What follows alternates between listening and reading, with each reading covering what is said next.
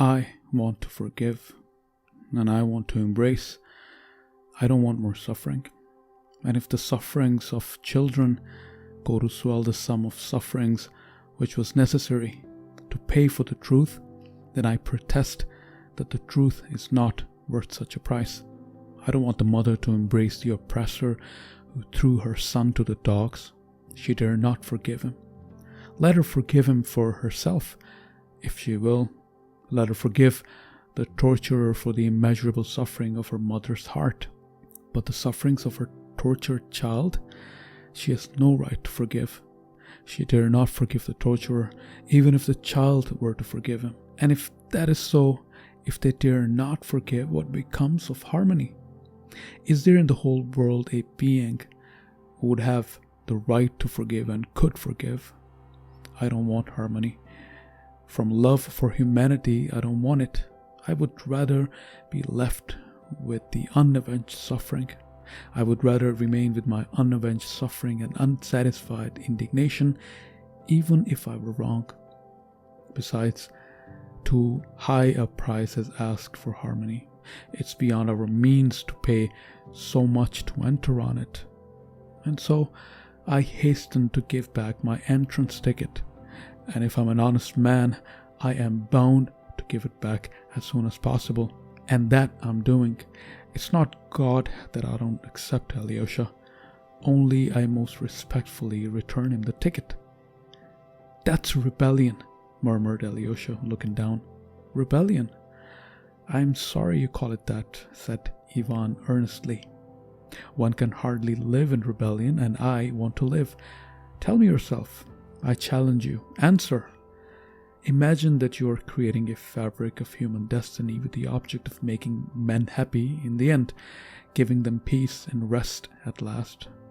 But that it was essential and inevitable to torture to death only one tiny creature, that baby beating its breast with its fist, for instance, and to found that edifice on its unavenged tears? Would you consent to be the architect on those conditions? Tell me, and tell me the truth.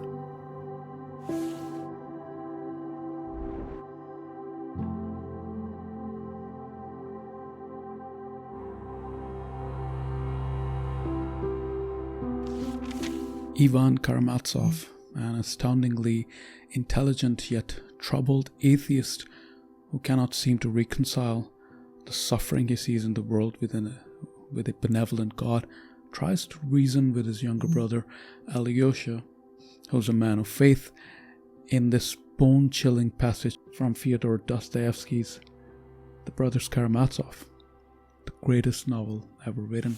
What is the one undeniable fact of life that each and every one of us, regardless of our beliefs, values, circumstances, and capabilities, accepts? The fact of suffering. Everyone suffers and then everyone dies. We all observe that suffering and pain are a pervasive and inescapable aspect of human experience. Whether it is physical suffering, mental anguish, or emotional distress, suffering is a universal and undeniable fact of life. And this very existence of suffering, sometimes transformative and beneficial, and other times downright horrendous and destructive, has perturbed particularly the theists since the dawn of thought, more accurately the problem of evil. For atheists, however, their biggest argument is often centered around the existence of suffering in the world. They argue that the presence of evil and suffering is incompatible with the existence of an all-powerful, all-knowing, and all-good God. And they go to great lengths to highlight clearly and often with graphic details all of the preventable suffering in the world. The recent earthquake that jolted Turkey and Syria has so far claimed around 50,000 lives. An estimated 17 million people fell victim to the Nazi regime in Germany back in the 40s. Both caused immense and immeasurable suffering to innocent human beings, but can both be equated.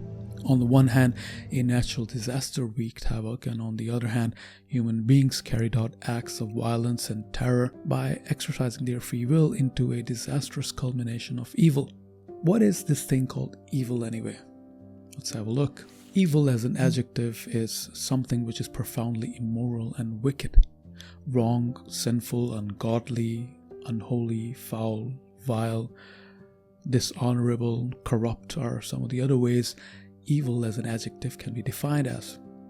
Evil as a noun can be defined as a profound immorality and wickedness, especially when regarded as a supernatural force. So evil is whatever is not good. So what is bad then? And is all suffering bad? Clearly not, because we suffer all the time in order to improve ourselves. We suffer when we work hard. Athletes suffer all the time. Parents suffer for their children. So clearly not all suffering is bad. But is all suffering evil? No. Is all bad evil? No. People make bad choices all the time. That doesn't mean they're evil. Is all evil bad? That's an interesting one, because there's no such thing as good evil. It is very important at this point to clearly distinguish between the two kinds of evil. Moral evil, this covers the willful acts of human beings such as murder, theft, genocide, and etc. And then there's natural evil. This refers to the natural disasters such as famines, floods, earthquakes, and so forth. Okay, so finally let's look at the problem statement that we are dealing with here. Attributed to Epicurus, echoed by David Hume in his own crude but terse manner, he asks, is God willing to prevent evil but not able to? Then he is impotent. Is he able to but not willing? Then he is malevolent. Is he both able and willing? Then why is there evil? Now, for anyone with any modicum of faith or belief in a deity, these questions certainly place a swelling weight on our psyche.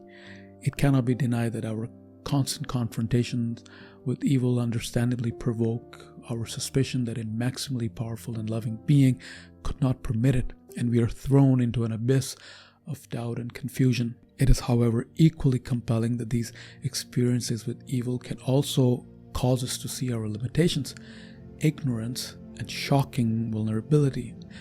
As a result, an earnest longing to be grounded in a necessity beyond ourselves is yearned. When we inspect literature and some of the old philosophical works, we find out that our unease with the presence of evil and suffering has always been an issue. All sorts of people have tried to reconcile with it in all sorts of different ways, using all sorts of different frameworks. It has, however, only in the past few centuries that humanity has moved on from the purpose of life to quality of life, translated into a defiant revolt against God and religion.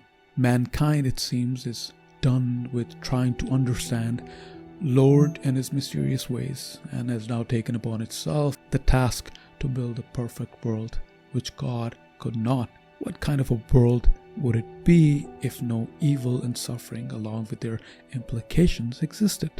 So, Mr. No Suffering wakes up to birds chirping outside his window. The blinds are parted and exquisite sunlight is slanting in his room, making everything beautiful. So he wakes up and decides to skip work because what's the worst that could happen? He makes some coffee and decides to chill and watch a movie. The protagonist in the movie has no issues whatsoever. There's no conflict to resolve. The hero has no journey, and pretty much every character in the movie is happy. And then the movie ends and Mr. No Suffering cannot decide whether this movie was any better than the previous movie that he's watched, because there's no gradation when it comes to happiness. Mr. No Suffering then heads outside and to play tennis with his friend. Him and his friends sometimes would return the serve in the court, and other times they won't, because everybody wins. And losing would mean that one would have to suffer as compared to the other. They finish playing their game and they don't go to the gym to work out and improve their technique or whatever, because what's the point? One very accessible way to make sense of the suffering we see around us and experience is to take it as an integral part of the natural world. It is a fundamental aspect of our world of opposites. Light is defined by darkness. How would you know if something is right if there was no wrong? Height is measured against some kind of a depth, and so on. It is therefore necessary to be inflicted with pain so that we can appreciate all of the good stuff that we have. And yes, I am well aware that it is a shockingly simplistic way to look at it. How do you reason with parents who lose their children, tell them that their suffering is an integral part of this world of opposites?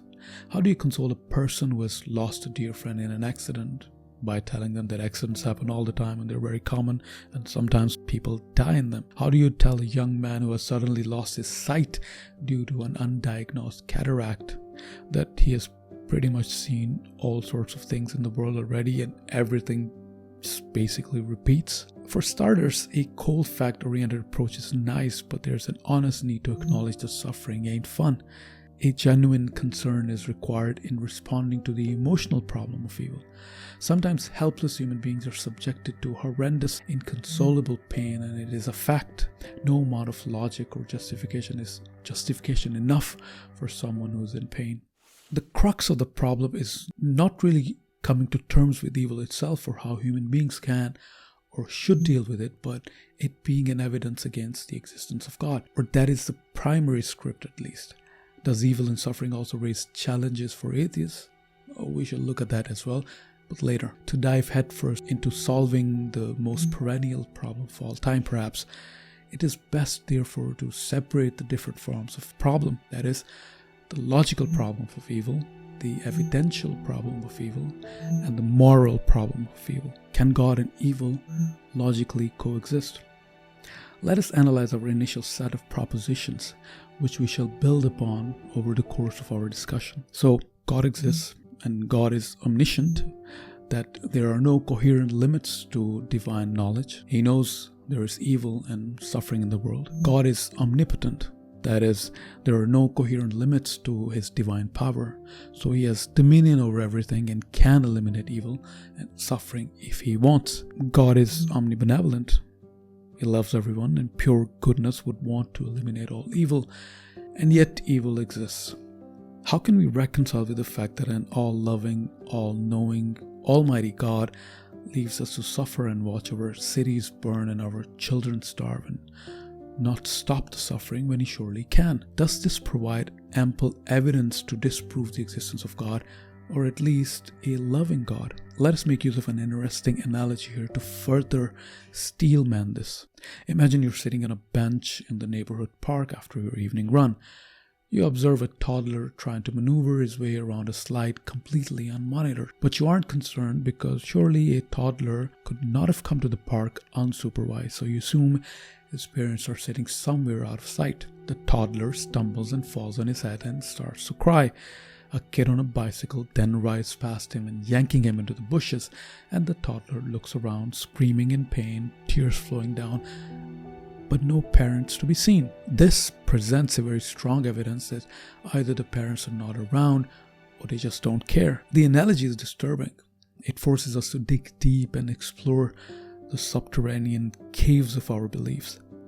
Why are we left to our own devices if God loves us? Why are we left to our own devices? Because that is a price we pay for our freedom. But did we ask for this freedom? At this point, it is important to take a small detour and analyze the nature of relationship between the creation and the creator. Any question that arises in my mind about my creation presupposes my existence. I think, therefore I am, said Descartes.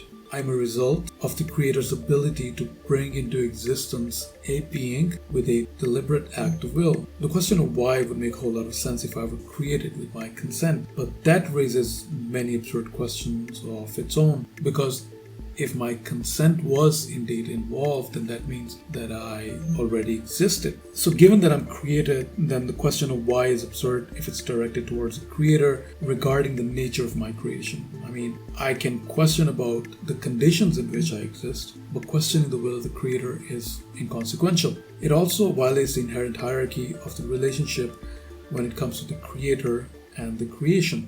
Justice and power form the horns of dilemma in the challenge posed by the logical problem of evil.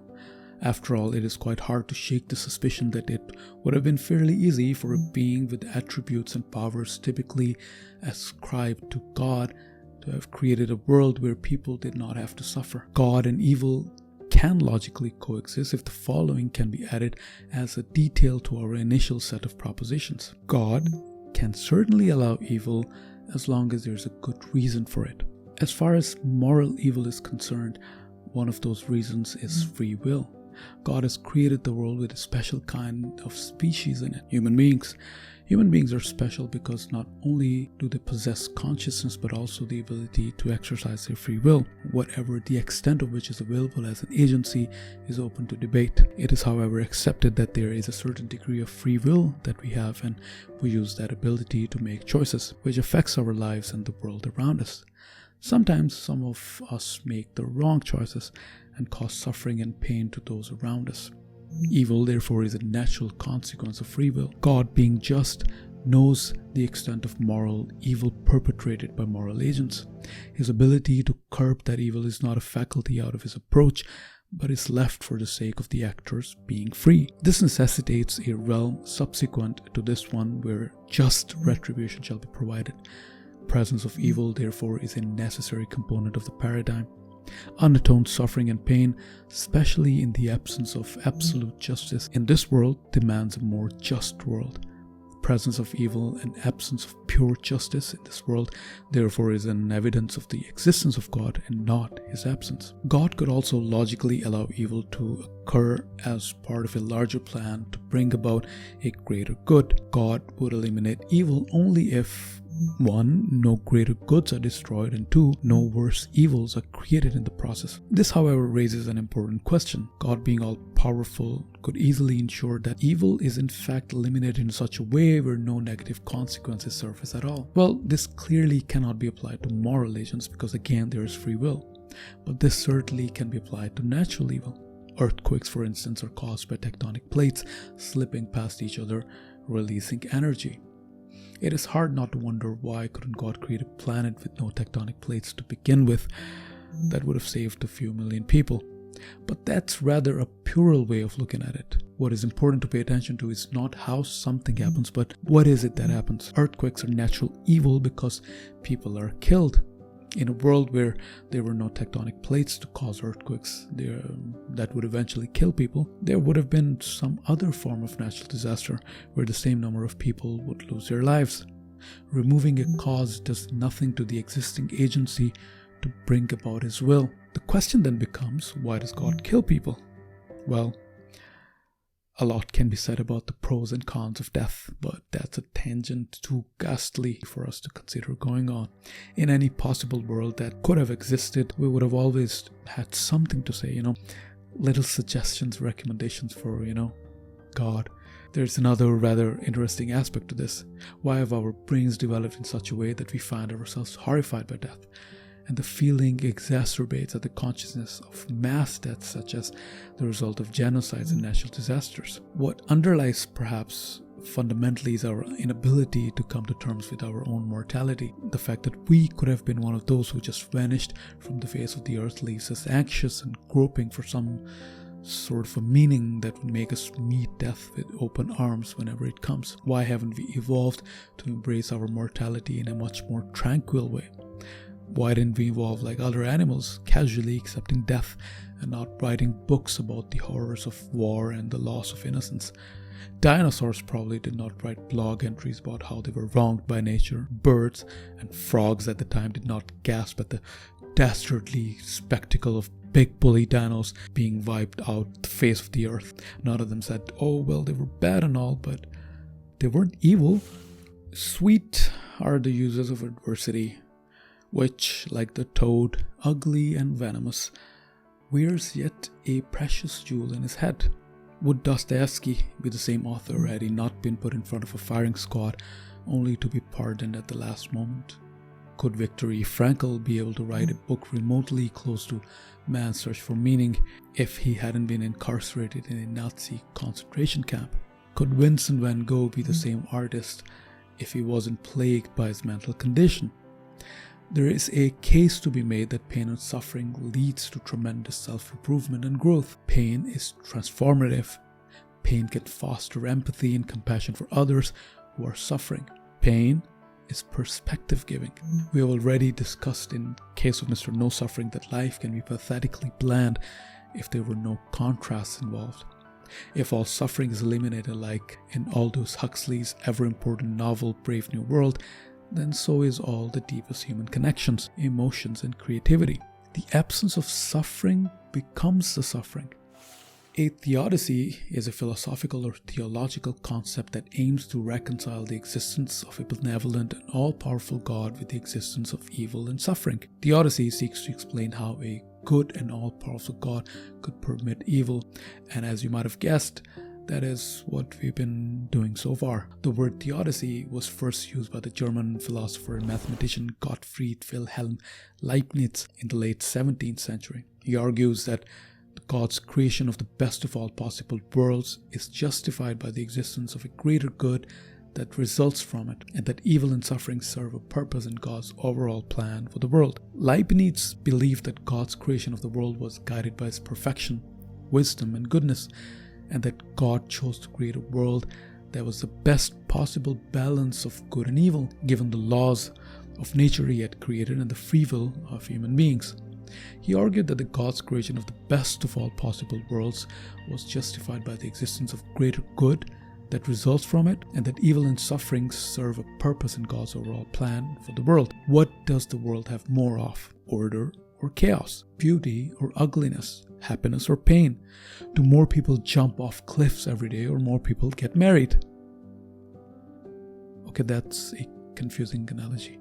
Never mind. Interestingly, Al-Ghazali had something of a best of all possible worlds argument of his own back in the 12th century in his monumental work Ihya Ulumuddin, the revival of the religious sciences. The following passage demonstrates perfectly Ghazali's theodicy. But if the people directed their gaze and considered steadfastly everything that God has created in heaven and earth, they would see neither discrepancy nor rift. Everything which God apportions to man, such as sustenance, lifespan, pleasure and pain, capacity and incapacity, belief and disbelief, obedience and sin, is all of it sheer justice, with no injustice in it, and pure right with no wrong in it. Indeed, it is according to the necessarily right order, in accord with what must be, and as it must be, and in the measure in which it must be, and there is not in possibility anything whatsoever more excellent, more perfect, and more complete than it. لَيْسَ فِي الْإِمْكَانِ أَبْدَعَ مَمَّا كَانَ. For if there were, and he had withheld it, having power to create it, but not deigning to do so, this would be miserliness, contrary to the divine generosity, and injustice, contrary to the divine justice. But if he were not able, it would be incapability, contrary to divinity. The concept, however, then became a topic of vigorous discussion for years to come in Islamic dialectical theology, or Ilm al-Kalam. The main criticism was due to Ghazali implying a limitation on God's powers. Well, if God created the best possible worlds because he is the best creator, then was he obligated to create the best of possible worlds? I mean, his God is not answerable to anyone. What if he wanted to create a substandard world, a mediocre world? Then he could have, if he so desired. But that raises questions about his attributes and names through which we get to know him. If, however, he is able to always make a world better than this one because there are no limits to his creative ability, then it could be argued that he could have surely made a world better than that also, and so on ad infinitum. So why did he choose to make this world? There surely must have been a wisdom behind that. According to an often cited story, Abu Hassan al-Ash'ari, the founder of Ash'arism, questioned his master as to whether God had done the optimum in case of the following three individuals: a believer, an unbeliever, and a child, all of whom died and were respectively rewarded, punished, and neither rewarded nor punished.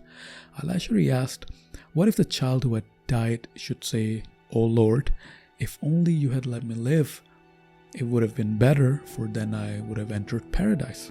His master replied, God would say to the child, I knew that if you had lived, you would have become a sinner and then entered hell. But then, countered Al-Ash'ari, the unbeliever in hell would exclaim, O Lord, why did you not kill me as a child too, so that I would not sin and then enter hell?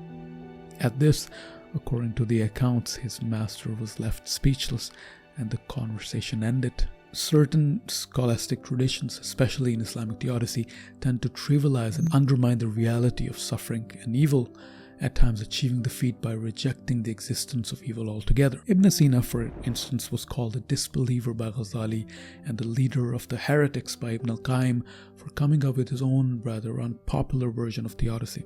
According to Ibn Sina, God is the ultimate goodness, so therefore evil cannot be created by God. And second, evil is essentially the absence of perfection. The more something lacks perfection, the more evil it is. To elaborate the non-existence of evil, he points out two uses of it. To indicate imperfections such as ignorance, inability, and imperfection in creation. And secondly, evil things do not exist externally but are only perceived, such as pain and sorrow. Evil does not exist in reality. Oh, and according to Ghazali, he also held the belief that the universe is eternal, did not believe in bodily resurrection, and that God does not possess the knowledge of the particulars. Yikes. Ibn Arabi also held a similar belief of what may be called as evil as a privation of good, a lack thereof, instead of being something that exists in essence but rather is devoid of it. Evil, he says, is the inevitable shadow of existence implied by the infinity of God and God's mercy, existentiates the possibilities hidden in the infinite, allowing this metaphysical necessity to emerge. That's fairly straightforward. The notion goes back to Plotinus. Evil is a deficiency in varying degrees. Thus, St. Augustine also claimed that there is no such entity in nature as evil. Evil is merely a name for the privation of good. So, a knife is only as good as its ability to cut. The more blunt the edge of the knife becomes, the lesser it can be called a good knife. For a knife to be fully good, it has to perform its purpose of cutting in the best possible way. Anything that diminishes its essential being is in fact evil to its existence. Wait. Hold on. Not so fast. Did I hear someone say best of all possible worlds? How dare you? Exclaims a certain Arthur Schopenhauer. Between Ghazali and him stretch 7 centuries. This world is arranged, says Schopenhauer, as it had to be if it were to be capable of continuing with great difficulty to exist. If it were a little worse, it would no longer be capable of continuing to exist. Consequently, since a worse world could not continue to exist, it is absolutely impossible, and so this world itself is the worst of all possible worlds. I don't know, this cracks me up every time. The dude is like, are you kidding me? Best of all possible worlds? Like, really? Optimism, says Schopenhauer, is a bitter mockery of the unspeakable sufferings of mankind. So does this world that we live in, a world that is the manifestation of the will of God, fundamentally contribute towards or encourage well-being of an average person or not? Can we gather enough evidence and claim that reality is favorable to the ethical objectives? Bad stuff happens to good people all the time, and often we see that wretched thrive. We are put into situations that we have no control over. We are forced to make tough moral choices and then are left to face the consequences. Would it be wrong if we said that it appears to be a folly to stick with the path of virtue? For human beings, pain and suffering are the only measures of evil. For God, it could be anything that violates His laws. It is very easy to see how a person suffering from frostbite, considering and calling his surgeon evil for amputating his leg, not knowing that amputation was his only option to survive. Parents put their kids through temporary pain and suffering because they want the best for them. The practical purposes of allowing suffering are understandable. There's certainly a redemptive value to it. It is in fact what psychologists call adversarial growth. But what about too much suffering? What about too much pain? Suffering leading to trauma, and trauma leading to despair and nihilism, despair and nihilism leading to a state of mind which causes destruction. But would a just God send a poor folk to eternal hell just willy-nilly? Hassan al-Basri said, "Our God is too just and too fair to blind a man and then say to him, 'See, or else I shall punish you,' or to deafen him and then say, 'Hear, or I shall punish you,' or to strike him dumb and then say, 'Speak, or else I shall punish you.'" Islamic theology interestingly emphasizes the test and trial explanation of the existence of evil the most, but it is not exclusive to Islam. Suffering as a test of faith is commonplace in other religions too. Any sort of test would ultimately necessitate a result of fair and just retribution. Why have the detractors of a belief in God cherry-picked only 3 attributes of God? If a criticism is to be made accurately, then the conception of God between the opposing groups must be shared.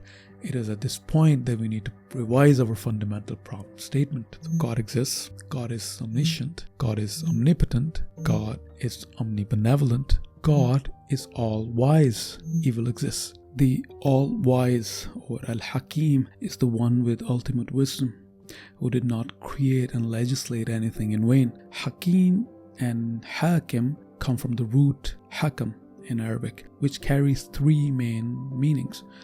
The first meaning is to restrict or prevent something or someone. The second meaning is of being wise and of knowing the true nature of things. The third is to pass judgment, to decide and put matters in correct places. Just by adding the crucial attribute of God into the equation suddenly puts everything in perspective. Suffering and evil not only are understood in a brand new light, but also somehow become essential to the grand scheme of things. Evil not only start to make sense, but also becomes necessary. It dawns upon us that it would have been an absurd test if there were no evil as an integral element of it. This does not, however, invalidate the emotional problem of suffering. That's real. But it does provide us an all-encompassing framework, first to acknowledge the problem, and secondly, on how to cope with it. There is still going to be suffering no matter what. Whether we believe in a higher power or not, we are here and we will be put through the ringer. How much will that suffering affect us would come down to the tools that we equip ourselves with. Faith is one such tool, knowing that a just and an immaculate retribution awaits us. Wisdom justifies things beyond their current scope, the ability to see the picture and not the pixel, the fabric and not the thread, the forest and not the tree. Every theodicy that we have discussed so far, every defense we went through, in fact, only truly makes sense when the conception of an all-wise God, the master of the day of resurrection, is brought into the equation. So where does this leave our friends who do not believe in God because they still see too much evil and suffering around, which is evidential to rejecting the idea of God? Firstly, they shouldn't be concerned about evil at all and only about bad. Whatever is bad for them more precisely, because evil, as per Nietzsche, is a label often used by the weak to demonize those who challenge their authority or refuse to conform to their values. Why is avoidable suffering such as a deer dying a slow death in a forest fire such a problem for them?